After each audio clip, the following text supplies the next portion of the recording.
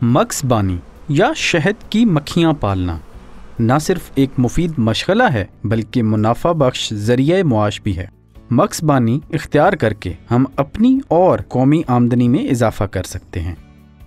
ये हैं शेरजमान शनवारी जो कि 2 सालों से मक्सबानी कर रहे हैं। आइए इनसे जानते हैं कि मक्सबानी में कितना सरमाया दरकार होता है और इसमें मुनाफे का तनासुब क्या है। खर्चा इसका बहुत इंतहाई ज़्यादा है, लेकिन फिर प्रॉफिट भी ज़्यादा होते हैं क्योंकि बिरी वाला शहद नहीं होते, बहुत महंगे होते हैं। ये 1 लाख से लेकर 1,20,000 इस तरह इसके रेट होते हैं।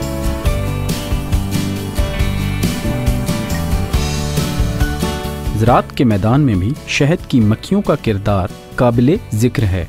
मक्खियाँ पालना इस कदर मुफीद है कि शहद के हसूल के साथ साथ ये फसलात, फलों और सब्जियात ख़ुसूसन अजनास और चारा जात में ज़ेरगी के अमल यानी पोलिनेशन को बढ़ाता है। जितने भी किसान भाई जो कि अपनी फसलों पे काम करते हैं, अपनी ज़मीन उगाते हैं, उनको चाहिए कि वो साथ साथ बी फार्मिंग भी शुरू करें। बी फार्मिंग का एक फ़ायदा ये है कि ये फसल के अंदर जो पोलिनेशन का अमल होता है उसको बढ़ाते हैं। मक्खियों की परवरिश लकड़ी की पेटियों में की जाती है। एक पेटी की कीमत तकरीबन 4 से 7 हज़ार रुपये होती है। एक पेटी में 10,000 से ज़ायद मक्खियाँ होती हैं।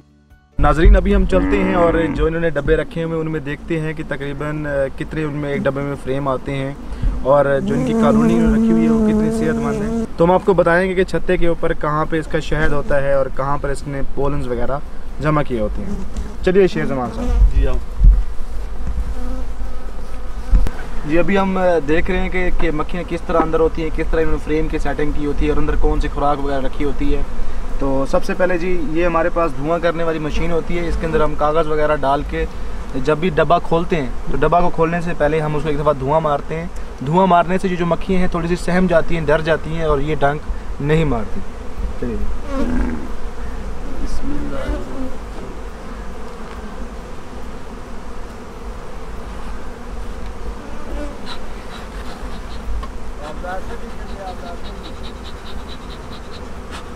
आप खुद आ जाइए, बात पास करो। ठीक है, अभी धुआं मार दिया आपने? जी जी ठीक है। ये भी हम आपको एक फ्रेम निकाल के दिखाएंगे ये किस तरह अंदर होती हैं।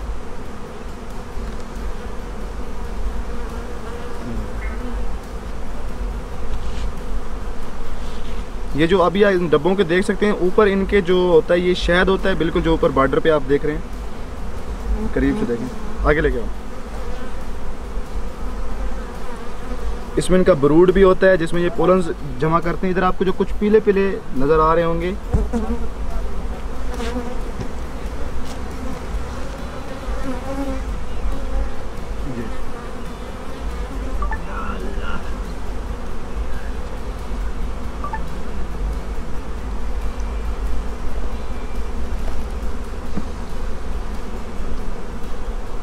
ये तकरीबन एक डब्बे में 10 आते हैं फ्रेम, लेकिन आपने इसमें 9 रखे हुए हैं, एक स्पेस छोड़ी हुई है। इस डब्बे के अंदर इन्होंने चीनी डाली हुई है। चीनी डालने के बाद इन्होंने ये छोटी छोटी जो लकड़ियाँ मतलब या डब कह सकते हैं जो घास होती है जी जी वो रखी हुई है ताकि मक्खियाँ इनके ऊपर चढ़ के अंदर जाएँ और चीनी वगैरह उठा के अगर वो खाना चाहती हैं खुराक है। आप फ्रेम में देख सकते हैं कि ये जगह जो खाली छोड़ी हुई है ये इसलिए छोड़ी गई है ताकि ये डब्बा इसके अंदर रखा जा सके। तकरीबन शेरजमान साहब आपको तकरीबन एक डब्बे से कितना शहद मिलता होता है? मिलते हैं 20-15 किलो इस तरह मिलता है। 15 से 20 किलो मिलता है। मिलते हैं जी नाजरीन, ये अभी आज हमने देखा है कि अगर आप डब्बे फार्मिंग करते हैं एक डब्बे से आप तकरीबन 15 से 20 किलो शहद ले सकते हैं। हमारी कोशिश है कि हमारे जितने भी किसान भाई जो कि अपनी फसलों पे काम करते हैं, अपनी ज़मीन उगाते हैं, उनको चाहिए कि वो साथ साथ बी फार्मिंग भी शुरू करें। बी फार्मिंग का एक फ़ायदा ये है कि ये फसल के अंदर जो पोलिनेशन का अमल होता है उसको बढ़ाते हैं।